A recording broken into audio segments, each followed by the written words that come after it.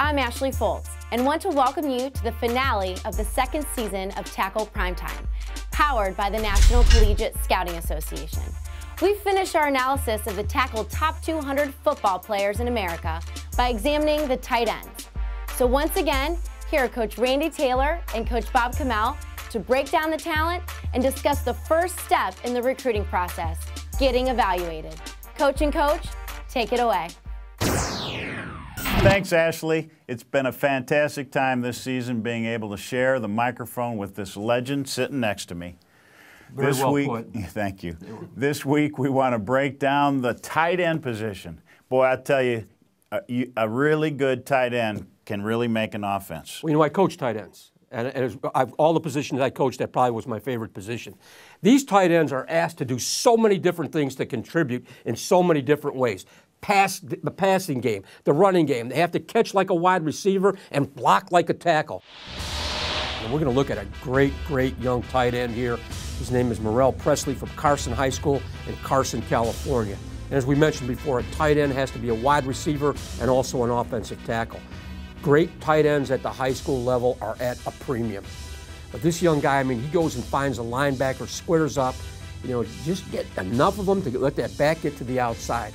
I really like this kid, you know, especially in offenses right now with the H-back and motion and a lot of times using tight ends as fullback, as lead blockers.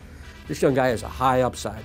He's a guy that has wide receiver skills, Coach, like you said, and he will block. You know, he's not a real big kid. He's probably 215 pounds or something like that, but he's athletic, he moves his feet, and he competes, but he also can go down and run routes and be a wide receiver, and when he's in space, he's tough to cover. Coach, right behind Morrell was the 6'2", 225-pound Barrett Matthews, a Texas commit from North Shore High School in Galena Park, Texas. Barrett is undersized for what most think of as a tight end, but this kid is the real deal. He runs well, he catches the ball with his hands, he has receiver skills but can block too, Coach. He comes off the ball well and competes. But one of the things I like in his blocking ability is that he gets on a block and stays on a block. And that's indicative of a good football position and bringing your feet. Talk about leverage. Leverage is critically important. At 6'2", in my book, he's plenty tall to be a really outstanding tight end at the collegiate level. Yet again, another Longhorn staying in the state. Welcome back to Tackle Primetime. Here are a couple of other tight ends who caught our eye during the season. Orson Charles of Plant High School, Tampa, Florida. He's 6'2", 215 pounds. He's a talented receiver playing tight end, Coach. Well, again, you know, you talk about a guy that, in this, as I mentioned before, you know, with these spread offenses and West Coast offense and all that, this guy's going to be a prototype of a guy who can line up as an H-back, can line up as a tight end, going in motion, stepping back. He can do a lot of things. He has great athleticism, great hands, does a great job. When he's called on to block, he's a very willing blocker, and that's the most important thing. And once again, Randy, he's a guy who bends at the knees and not at the waist, and he plays with great leverage. He has the ability to keep his feet moving, so he sustains his block as long as most of the tight ends we've been watching this year. And he really competes. And, Coach, you know, when you got a guy that can move his feet and compete and block and has the heart to do all that stuff and play the receiver position like this kid can, it's a pretty good combination. Coach, let's look at a kid from Northview High School, Duluth, Georgia, Brock Sanders. He's a 6'3", 220-pound guy that is going to Tulane, isn't he? Yes, as I understand, he gave Stanford a pretty good look, and now Tulane, and I would probably say that this young guy is very academic-oriented, be kind of a guy that's going to pick up your system pretty early. You know, and one thing, I see a good transcript. I know one thing, you're going to deal with a responsible young guy who's going to take care of business. You can already see where he runs good routes. He already studies the game, it looks like, and knows what he's doing out there. He's a tough competitor. He catches the ball well. Like I said, he runs good routes, and he'll block, and he's just going to keep getting better as he gets bigger, stronger, faster, like we said.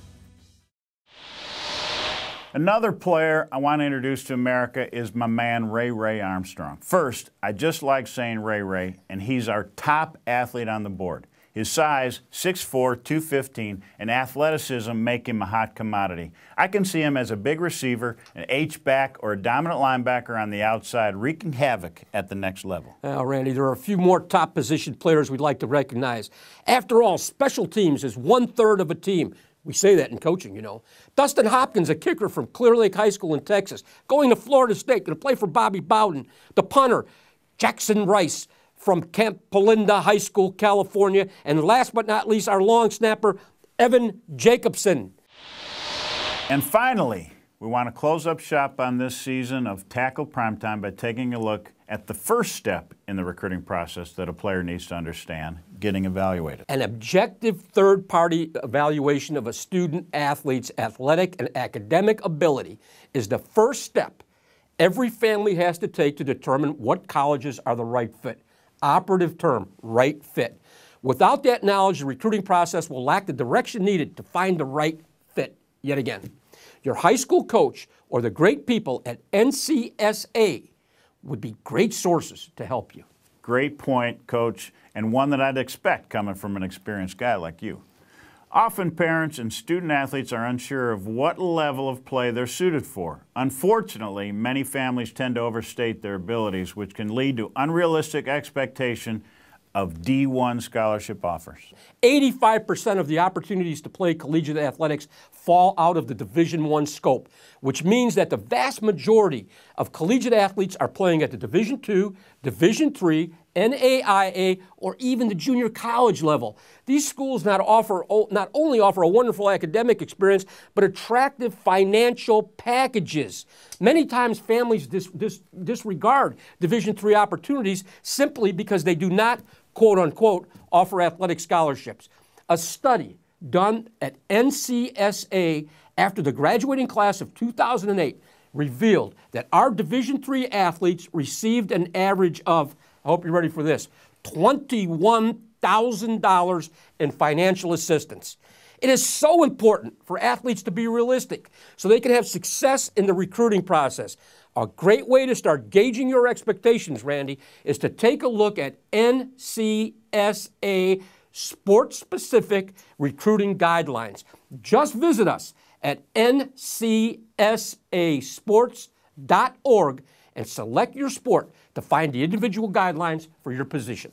Thanks, Coach Chmiel. That'll wrap things up for us at Primetime this season. It's been great analyzing these outstanding players with you each week and having the chance to talk football and recruiting with one of the good guys in the sport. And I appreciate that, especially coming from you. It indeed has been a lot of fun. Thank you. Thanks, buddy. And that closes out this season of Tackle Primetime. We hope you've enjoyed the show and encourage you to learn more about recruiting on Takkle.com.